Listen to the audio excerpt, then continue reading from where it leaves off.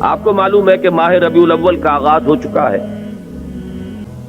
یہ ماہ مبارک حضور صلی اللہ علیہ وسلم کی سیرت مطہرہ سے ایک بڑا گہرا تعلق رکھتا ہے۔ حضور کی ولادت باسعادت بھی اسی ماہ مبارک میں ہوئی، اگرچہ تاریخ کے بارے میں اختلاف ہے۔ حضور کا انتقال بھی اس ماہ مبارک میں ہوا، اور وہ متفق علیہ تاریخ ہے 12 ربیع الاول اصل میں حضور کا یوم وفات ہے، اور اکثر محققین کی رائے یہ ہے کہ آپ کا یوم ولادت جو ہے وہ 9 ربیع الاول ہے۔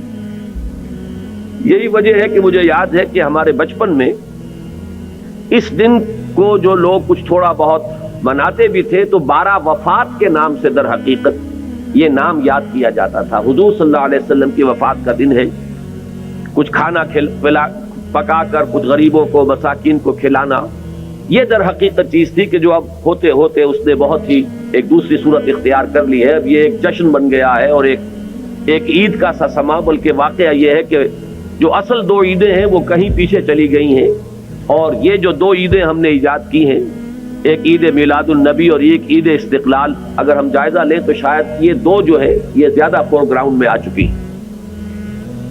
لیکن یہ کہ جہاں تک آپ کی ولادت اور آپ کے وفات کا اس ماہ مبارک میں ہونا ہے وہ ثابت ہے۔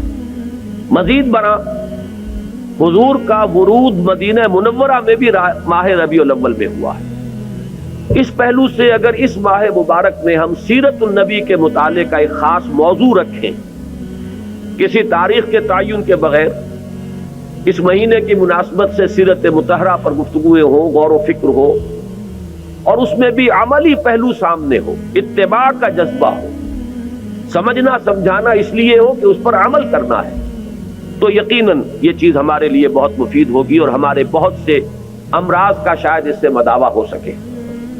یاخذون بسنتہ ویقتدون بامرہ ثم انہا تخلف من بعدہم خلوف۔ پھر ہمیشہ یہ ہوتا، ہر نبی کا جاننے والوں میں، پہچاننے والوں میں، ماننے والوں میں ہوا ہے، امت محمد بھی مستثنیٰ نہیں ہے۔ یقولون ما لا یفعلون ویفعلون ما لا یؤمرون۔ یہاں نوٹ کیجئے کہ وہ کہتے وہ تھے جو کرتے نہیں تھے، اور کرتے وہ تھے جس کا حکم نہیں۔ عید میلاد النبی کیا حضور کا حکم ہے؟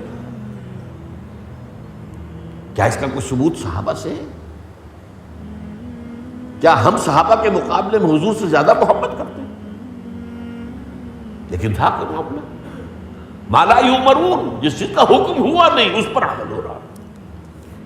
یہ ہے در حقیقت رسم پرستی، اور رسم کے اندر پھر اضافہ ہوتے چلا جاتا، اس پر ردے پر چڑھتے چلے جانا جو ہے یہ دوسرا سبب ہے۔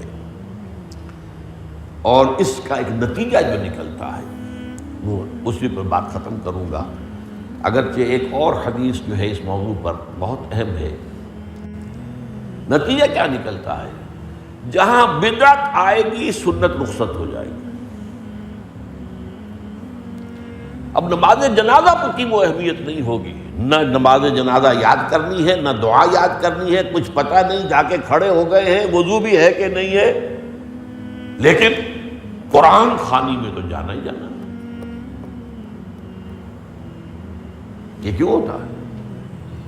ورنہ یہ کہ نماز کی اہمیت ہوتی، نماز جنازہ کی، آپ اگرچہ عربی نہیں آتی لیکن ترجمہ تو اس دعا کا یاد کر لینا کوئی مشکل کام نہیں ہے، تاکہ کھڑے ہوں دل سے دعا مانگے۔ تو جہاں بدعت آئے گی وہاں سنت جو ہے اس کی حیثیت کم ہو جائے گی، اس کا استخفاف ہوگا یا غائب ہو جائے گا۔